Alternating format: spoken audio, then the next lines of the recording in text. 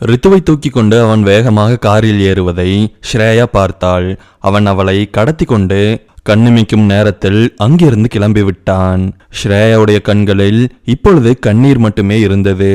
அந்த கண்ணீர் அவளுடைய காட்சிகளை மறைத்தது. அடுத்ததாக என்ன செய்ய வேண்டும் என்று அவளால் யோசிக்க கூட முடியவில்லை. அப்படி யோசித்தாலும் அதை செய்ய முடியுமா என்பது சந்தேகம்தான். ஏற்கனவே அவளால் முடிந்தவரை முயற்சி செய்து பார்த்து விட்டாள். ஆனால் அவளை மீறியும் அந்த அரக்கன் ரித்துவை அவளிடமிருந்து பறித்து போய்விட்டான். அரக்கன் அவளை தள்ளிவிட்டு போன இடத்திலேயே அவள் படுத்திருந்தாள். குளுமையான பளிங்கு தரையில் தன்னை சுருட்டி மடக்கி படுத்து கொண்டாள். அழுகை பீரிட்டு எழுந்தது. அவள் தேம்பி தேம்பி அழுது அந்த பளிங்கு தரையை தன்னுடைய கண்ணீரால் நனைத்தாள். ஒரு நிமிடம் கூட அழுதிருக்க மாட்டாள். அதற்குள் அவளுக்கு ஒரு உந்துதல் ஏற்பட்டது. இது அழுவதற்கான நேரம் கிடையாது. உடனடியாக ரித்துவை காப்பாற்றுவதற்கு ஏதாவது செய்தாக வேண்டும். வேறு யாராவது இருந்தால் பரவாயில்லை. இப்பொழுது அந்த வேலையை செய்ய வேண்டியது ஸ்ரேயாவுடைய வேலை. ரித்து ஸ்ரேயாவை பொறுத்தவரையில் குழந்தை மாதிரி. ஆம், குழந்தை மாதிரித்தான். அவளுடைய குழந்தை கிடையாது. ரித்துவை பார்த்து கொள்வதற்காக வேலைக்கு அமர்த்தப்பட்ட பேபி சிட்டர் தான் ஸ்ரேயா. ஆனால் ஒரு நாளும் ஸ்ரேயா அப்படி நினைத்ததே கிடையாது. அவள் தன்னுடைய வேலையை மீறியும் ரித்துவுடன் ஒரு பிணைப்பை ஏற்படுத்தி இருந்தாள். அவள் மட்டுமல்ல, ரித்துவும் அப்படித்தான். ரித்து ஸ்ரேயாவை பெரும்பான்மையான நேரங்களில் மம்மி அல்லது ஸ்ரேயா என்றே அழைப்பாள். அந்த அளவு ரித்து இவளை மதித்தாள். அம்மாவுடைய ஸ்தானத்தில் ஸ்ரேயாவை வைத்திருந்தாள்.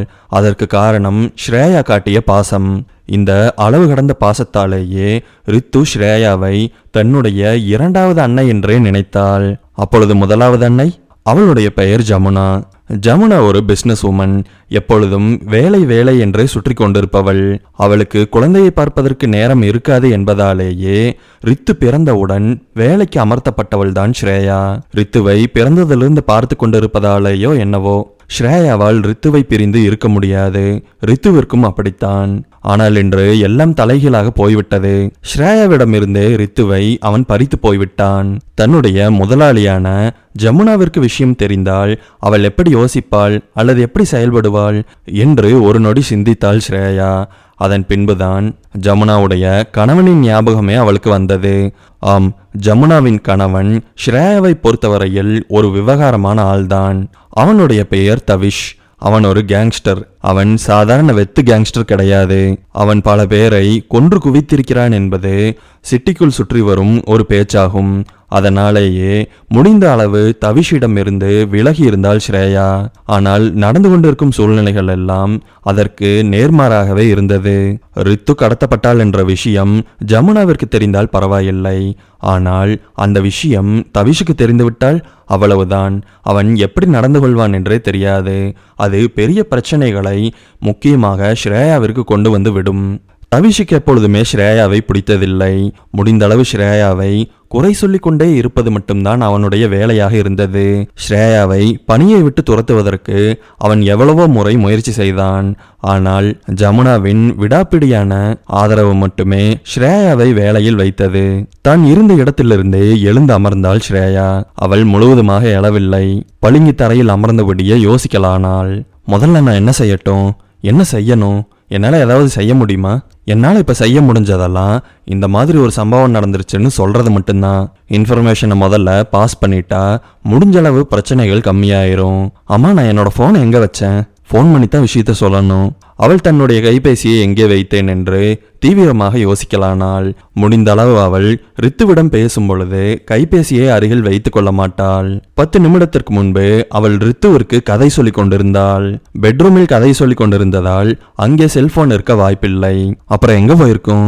இப்படி யோசித்தபடியே அவள் எழுந்தாள். கைகளை தரையில் ஊன்றி எழுந்த பொழுது கைகள் இரண்டும் பலமாக வழுக்கியது. வழுக்குவதற்கு வாய்ப்பே இல்லையே, எதற்காக வழுக்க வேண்டும் என்று தன்னுடைய கரங்களை அவள் வெளிச்சத்தில் பார்த்தாள். வெளிச்சத்தில் பார்த்த பொழுது கரங்கள் இரண்டும் இரத்தத்தால் நனைந்திருந்தது. அந்த செக்யூரிட்டி தொட்ட பொழுது இரத்தம் கைகளில் ஆகியிருக்க வேண்டும். உடனடியாக தன்னுடைய டாப்ஸில் அந்த இரத்தத்தை துடைத்துவிட்டு அவள் எழுந்தாள். இப்போ ஃபோன் எங்கே போச்சு? திரும்பவும் அவள் பழையபடியே யோசித்தாள். ஆனால் முதலில் அவளுக்கு பதில் கிடைக்கவில்லை. இப்பொழுது கிடைத்து விட்டது. ரித்துவோட ட்ரெஸ்ஸையெல்லாம் வாஷிங் மிஷின்ல போடுறதுக்காக லாண்ட்ரி ரூம் போனப்போ அங்க வச்சுட்டு வந்துட்டேன். அங்கதான் இருக்கணும். அவள் முதலில் மெதுவாக நடந்தாள். அதன் பின்பு நடந்து கொண்டிருந்த விஷயத்தை பற்றிய தீவிரம் அவளுக்கு திடீரென்று உரைத்தது. நடந்தெல்லாம் போய் விஷயத்தை சொல்வதற்குள் அவன் ரித்துவை கடத்தி கொண்டு கண்காணாத இடத்திற்கு சென்று விடுவான். இப்படி சிந்தித்ததால் ஸ்ரேயா வேகமாக ஓடினாள். அந்த பெரிய பங்களா முழுவதும் மிகவும் நிசப்தமாக இருந்தது. எப்பொழுதும் இப்படி இருந்ததே கிடையாது. விளக்குகள் கூட அதிகமாக எரியவில்லை. ஆங்காங்கே எரிந்து கொண்டிருந்தது. ஆட்களின் நடமாட்டம் சுத்தமாக இல்லை. அந்த கொடூரமான நிசப்தத்தின் விளைவாக தன்னுடைய காலடி சத்தத்தையும் இருதயத்தின் படபடப்பான துடிப்பையும் ஸ்ரேயா கேட்டாள். அவளுடைய சொந்த இருதய துடிப்பே அவளை அச்சுறுத்தியது. அவள் லாண்ட்ரி அறையை நெருங்கிவிட்டாள். வேகமாக யோசனையின்றி கதவை திறந்தாள். திறந்ததும் அவள் பார்த்த காட்சி இதய துடிப்பையும் இரத்த அழுத்தத்தையும் ஒரே நேரத்தில் பயங்கரமாக அதிகரித்தது. ஆவென்று கத்திக்கொண்டே ஸ்ரேயா மயங்கி தரையில் விழுந்தாள். அரக்கனால் அடித்து வீழ்த்தப்பட்ட 20க்கும் மேற்பட்ட நபர்கள் ஒரு சிறிய மலையைப் போல குவியலாக கிடந்தார்கள். இந்த பயங்கரத்தை பார்த்த பிற்பாடுதான் ஸ்ரேயா மயங்கிவிட்டாள். 6 நிமிடம் 37 நொடி கழித்து ஸ்ரேயா தன்னுடைய நினைவிற்கு வந்தாள். அவளுக்கு பலமாக மூச்சு வாங்கியது. அவள் பார்த்த பயங்கரமான காட்சி திரும்பவும் மனத்திரையில் வந்தது. இந்த முறை எழுந்த பொழுது தன்னுடைய கண்களை அவள் இறுக்கமாக மூடிக்கொண்டாள். அவள் உள்ளே பார்த்த காட்சியை திரும்பவும் பார்க்க விரும்பவில்லை. அந்த பக்கமே திரும்பாமல் தன்னுடைய கைபேசி இருந்த இடத்தை நோக்கி நடந்து அதை எடுத்துக்கொண்டு வேகமாக வெளியே ஓடி வந்து விட்டாள். வந்ததும் அவள் ஜமுனாவிற்கு தொலைபேசியில் அழைத்தாள். ஆனால் அவளுடைய முதலாளியான ஜமுனாவின் கைபேசி ஸ்விட்ச் ஆஃபில் இருந்தது. இதை அவள் சற்றும் எதிர்பார்க்கவில்லை. எப்பொழுது அழைத்தாலும் உடனடியாக அழைப்பை ஏற்கும் ஜமுனா இன்று ஏன் அழைப்பை ஏற்கவில்லை? அவருக்கும் ஏதாவது பிரச்சனையாக இருக்குமோ? என்ன செய்வது என்று தெரியாமல் ஸ்ரேயா ஒரு நொடி கைகளை பிசைந்தாள். அதன் பின்பு யோசனை வந்தவளாக ஜமுனாவிற்கு ஒரு குறுஞ்செய்தியை அனுப்பினாள். என்னதான் அவளுடைய கைபேசி ஸ்விட்ச் ஆஃபில் இருந்தாலும் அதை அவள் உயிர்ப்பிக்கும் போது உடனடியாக இந்த குறுஞ்செய்தி போய் சேரும். Call me ma'am, it's urgent, very urgent, emergency. அந்த நேரத்திற்கு என்னென்ன வார்த்தைகள் தோன்றியதோ அதையெல்லாம் வேகமாக டைப் செய்து குறுஞ்செய்தியாக அனுப்பிவிட்டாள். வாழ்க்கையில் பெரும்பான்மையான நேரங்களில் மனிதர்களால் சமாளிக்க முடியாத அவர்களை மீறிய சூழ்நிலைகளில்தான் அவர்கள் இறக்கிவிடப்படுகிறார்கள். அதை அவர்கள் சமாளித்தே ஆக வேண்டும். சமாளித்து அதிலிருந்து மீண்டு வந்தே ஆக வேண்டும். இப்பொழுது அதே நிலையில்தான் இருந்தாள் ஸ்ரேயா. ஸ்ரேயா திரும்பவும் முதல் மாடிக்கு சென்று பெட்ரூமை திறந்து அங்கே இருந்த கார் சாவியை எடுத்துக்கொண்டாள். பயந்து கொண்டே வீட்டை விட்டு வெளியே வந்தாள். ஒருவேளை அரக்கனுடைய ஆட்கள் அங்கே இருந்தால் அந்த பயம்தான். அவளை மட்டும் விட்டுவிட்டு அந்த வீட்டில் இருந்த அனைவரையும் அவன் அடித்து துவைத்திருக்கிறானே, அவளை மட்டும் எதற்காக விட்டுவிட்டு போக வேண்டும்? இந்த கேள்வி இப்பொழுது தேவையில்லாதது என்று அவளுக்கே தோன்றியது. யோசித்தபடியே அவள் கார் ஷெட்டை அடைந்தாள். பலவிதமான அல்ட்ரா மாடர்ன் லக்ஸரி ஸ்போர்ட்ஸ் கார்கள் அங்கே இருந்தது. ரித்துவிற்காக தான் ஸ்ரேயா கார் ஓட்டியே பழகினாள். கார் ஷெட்டிலும் கூட இருவர் மயங்கி கிடந்தார்கள். அவர்களெல்லாம் பார்ப்பதற்கு அவளுக்கு மிகவும் பாவமாக இருந்தது. என்னதான் ஸ்ரேயா கார்களை ஓட்டி பழகி இருந்தாலும் அவள் இதுவரை இது போன்ற ஸ்போர்ட்ஸ் கார்களை ஓட்டியதே கிடையாது. அவள் சாதாரண கார்களை ஓட்டுவாள். ஆனால் இன்று அவளால் கட்டுப்படுத்த முடியாத பயங்கரமான வேகத்துடன் செல்லக்கூடிய காரை இன்று ஓட்டித்தான் ஆக வேண்டும். காரில் ஏறி அமர்ந்து கேட்டை நோக்கி மெதுவாக செலுத்தினாள். ஓரளவு அந்த காரினுடைய நுட்பங்கள் அவளுக்கு புரிந்தது. அந்த பெரிய பங்களாவின் கேட் திறந்து கிடந்தது. செக்யூரிட்டியும் கூட அடிபட்ட நிலையில் கிடந்தார். இத்தனை வேத்த அடிச்சு போட்டிருக்கான் பாரு, மனசாட்சியே இல்லாம. நினைத்தபடியே காரை வீட்டிலிருந்து வெளியே கொண்டு வந்தாள். மிதமான வேகத்தில் ஓட்டி ஜமுனாவுடைய அலுவலகத்தை அடைந்தாள். இது வேலை நேரம் கிடையாது என்று ஸ்ரேயாவிற்கு நன்றாகவே தெரியும். ஆனால் தன்னுடைய முதலாளி வேலை நேரத்தை தாண்டியும் இரவு நேரம் வரை சில நேரங்களில் வேலை செய்வதுண்டு. அப்படி ஒரு வேலை இன்று செய்து கொண்டிருந்தால் அதற்காகத்தான் அலுவலகத்திற்கு வந்திருந்தாள். ஆனால் காவல் காப்பவரை தவிர அங்கே யாருமே இல்லை. யாரும் இல்லை என்பதற்காக வண்டியை அப்படியே திருப்பி கொண்டு போய்விட முடியாது. விசாரிக்க வேண்டும். விசாரித்து ஜமுனா இங்கே சென்றிருக்கிறார் என்று தெரிந்து கொள்ள வேண்டும். மேடம்ங்களா, சாயந்தரமே போயிட்டாங்களே, எதற்கும் இருக்கட்டுமே என்று தவிஷை பற்றி கேட்டாள் ஸ்ரேயா. அவருங்களா, அவரை பத்தி எனக்கு தெரியாதுங்களே. இது ஸ்ரேயா எதிர்பார்த்த பதில்தான். அவருக்கு வேண்டுமானால் அவன் எங்கே இருக்கிறான் என்று தெரியாமல் இருக்கலாம். ஆனால் ஸ்ரேயாவிற்கு தவிஷ் எங்கே இருப்பான் என்று தெரியும். மார்டின் பாரின் ஃப்ரண்ட் யார்டு முழுவதும் அல்ட்ரா லக்ஸரியான கார்களால் நிரம்பி வழிந்து கொண்டிருந்தது. அந்த கார்களில் ஒரு காராக தன்னுடைய காரை கொண்டு போய் நுழைத்தாள் ஸ்ரேயா. மெதுவாக காரின் வரிசையில் நகர்ந்து பாரின் வேலையாளிடம் தன்னுடைய காரை ஒப்படைத்துவிட்டு வேகமாக பாரினுள் நுழைந்தாள். ஆம், தவிஷ் இந்த நேரத்திற்கு இந்த பாரில் தான் இருப்பான். ஸ்ரேயாவை பொறுத்தவரையில் உள்ளே நுழைய முடியுமா என்பதே சந்தேகம்தான். அவள் அல்ட்ரா லக்ஸரியான காரில் மட்டும்தான் வந்திருந்தாள். அதை தவிர அவள் பார்ட்டிக்கு வந்திருந்தாள் என்று சொல்லக்கூடிய அளவில் அவளிடத்தில் எதுவுமே கிடையாது. சாதாரண உடையில் யாராவது பார்ட்டிக்கு வருவார்களா? ஸ்ரேயா அந்த பாரை நெருங்கிய பொழுது பெரிய வரிசையில் மக்கள் குடிப்பதற்காக காத்து கொண்டிருந்தார்கள். இதில் வருத்தம் என்னவென்றால் நிறைய பேர் இளைஞர்களாக இருந்தார்கள். ஸ்ரேயா வரிசையில் நிற்காமல் உள்ளே போகலாம் என்று முயற்சி செய்தாள். உடனடியாக தடுத்து நிறுத்தப்பட்டாள். இது அவள் எதிர்பார்த்ததுதான். இப்பொழுது அவளுக்கு தவிஷுடைய செக்ரட்டரியின் ஞாபகம் வந்தது.